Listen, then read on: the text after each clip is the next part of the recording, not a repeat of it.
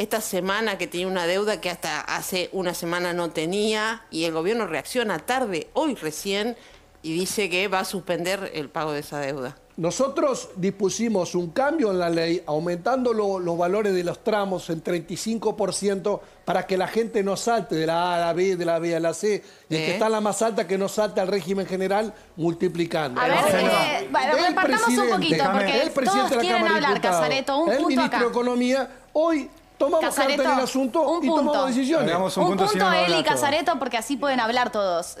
Nicolás. Me parece que acá hay que decir las cosas como son.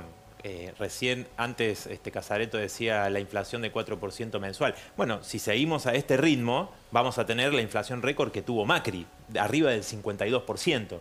Y los salarios están muy por detrás, y los aumentos han sido muy por detrás. El mismo salario mínimo que firmó el gobierno es de indigencia. Entonces, son medidas concretas que toma el gobierno. No es que la pandemia fue la que generó ese salario mínimo de indigencia. El gobierno lo firmó. El presupuesto de ajuste, que estipula un 29% de inflación, plantea una caída en términos reales del 11,8% en la salud pública en medio de la pandemia. Entonces, ¿de qué estamos hablando? Tenemos que decir las cosas como son. No, digo esto porque ese presupuesto se votó en el Congreso. Nosotros lo advertimos en ese momento. Le dijimos al ministro Guzmán, ¿cómo puede ser que usted esté planteando quitar el paquete COVID, eliminar el IFE para todas las personas que perdieron sus ingresos? Trabajadores, muchos monotributistas que sufren el fraude laboral y que porque es un fraude laboral, es una negación de la relación de dependencia, ¿no? Ese es un punto muy importante. Nosotros tenemos proyectos para debatir eso, tenemos proyectos que presentamos el año pasado para condonar el pago a las categorías más bajas. Es decir, muchísimas cosas que no se discutieron y sin embargo,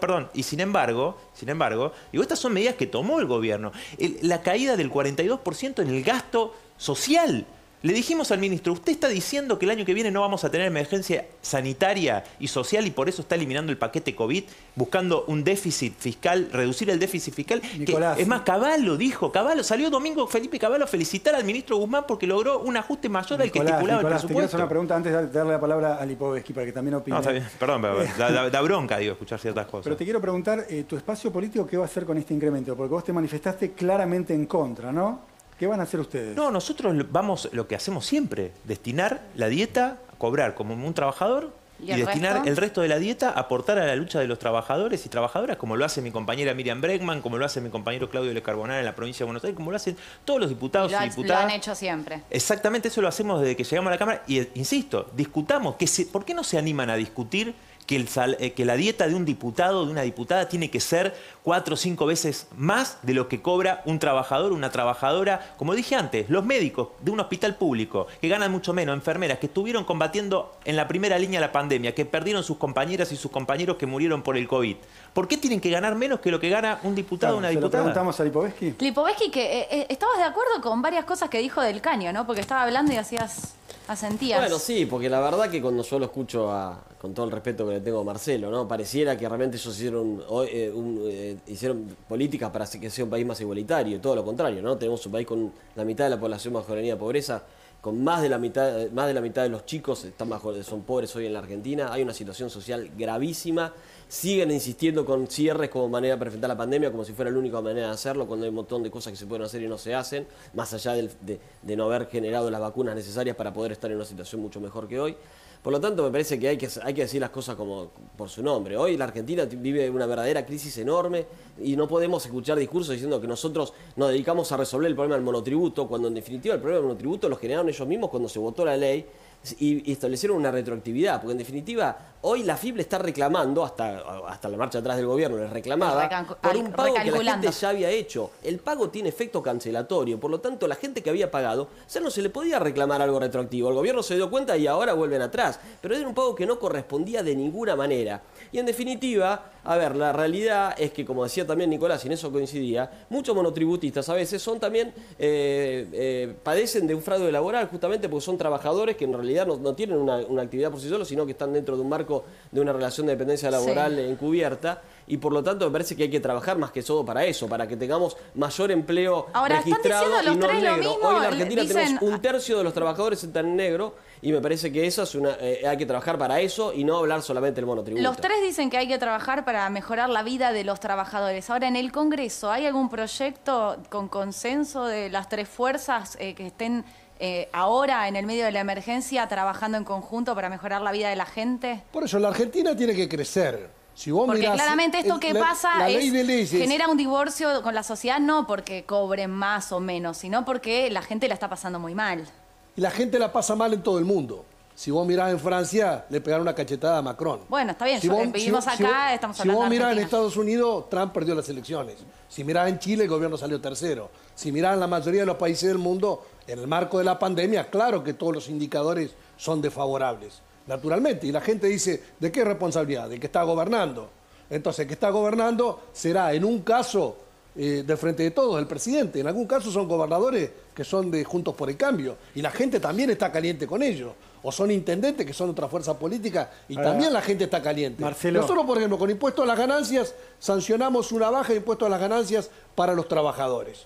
Algo que se discutió mucho durante muchos años, pero nosotros lo hicimos. Ahora con monotributo hacemos lo mismo. Y el objetivo es que la Argentina pueda crecer. En este año la Argentina va a crecer entre el 5 y el 6%. Esto se ve en todos lados. Lo que nosotros queremos, y en eso lo compartimos creo todo, es que mejore la distribución del ingreso. Por eso, el objetivo del gobierno es parar la inflación. A nosotros como peronistas nos duele la inflación. Nosotros no estamos viendo que los otros nos critiquen. Nosotros no queremos tener una inflación del 4%. Ahora, Marcelo, ni queremos no que lo los estarían, alimentos sean pero más. lo estarían logrando, Pero Marcelo. contrasta la realidad con lo que se dice. Y porque contrasta la realidad porque hay una pandemia. No, pero vos, mirá, la movilidad jubilatoria se suspendió antes de la pandemia. Y después, cuando surgió la pandemia, el principal grupo de riesgo frente a la pandemia, las personas adultas mayores, no se revió esa medida, que por primera vez iba a dar un aumento superior a la inflación, porque a Macri le salió mal lo que planteaba. Nosotros nos opusimos a la reforma previsional de Macri, le que hizo una fueron quita del 20%. el peronismo le dio los votos, el peronismo le dio los votos a Macri para la reforma previsional, como a todas las leyes se la votó el peronismo. Nosotros nos opusimos en aquel momento con miles de trabajadores en las calles. Y también nos opusimos a la suspensión de la movilidad jubilatoria, que, insisto, hay jubilados y jubiladas que iban a recibir 42, un poquito más que la inflación, para recuperar algo de lo perdido. Bien, nosotros ¿Qué fue lo que cambiamos ustedes la propusieron? fórmula y hoy Pero va fue lo que más ustedes... alta que la Entonces, ¿era fórmula mala o era anterior. buena la movilidad Pero jubilatoria?